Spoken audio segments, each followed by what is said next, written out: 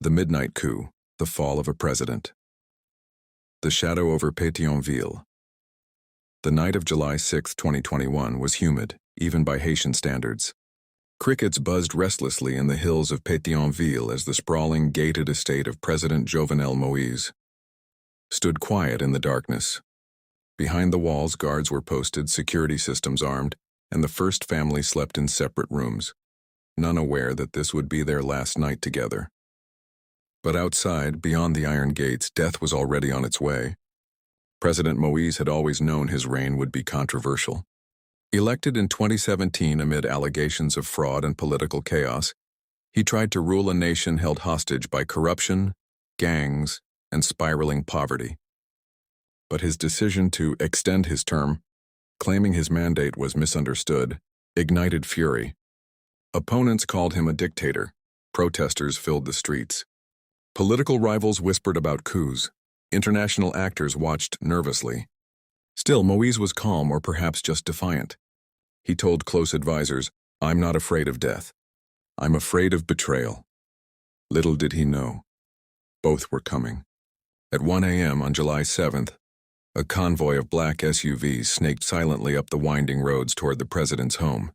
Inside the vehicles were a team of reformed mercenaries, many Colombian, some Haitian American. They were heavily armed, outfitted with tactical gear, radios, and false badges. When they reached the gates, they shouted into loudspeakers, "DEA operation. Stand down, this is a DEA operation." The guards, confused, possibly complicit, backed away. Within moments, the estate was breached. President Moïse awoke to the sound of boots and shouting. He rushed from his bedroom, but it was too late. Gunmen stormed through the hallways.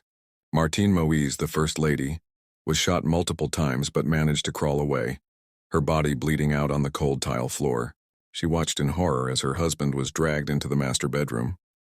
According to autopsy reports, the president was shot at least 12 times. Bullets to his chest, hip, eye, and head. His right eye was blown out. His arms and legs bore signs of torture. It was an execution. Outside, the assassins vanished into the night. By morning, the nation was in chaos. Haitians awoke to hear their president had been murdered in his own home, his wife critically wounded. News outlets ran wild. Rumors swirled. Was this a coup? A foreign hit? A gang move? Power shifted instantly.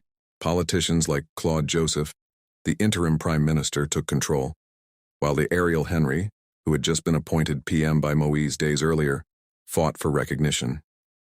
The government fractured. Gangs took over key neighborhoods. The capital descended into warlord rule. The state was now headless and the body was rotting.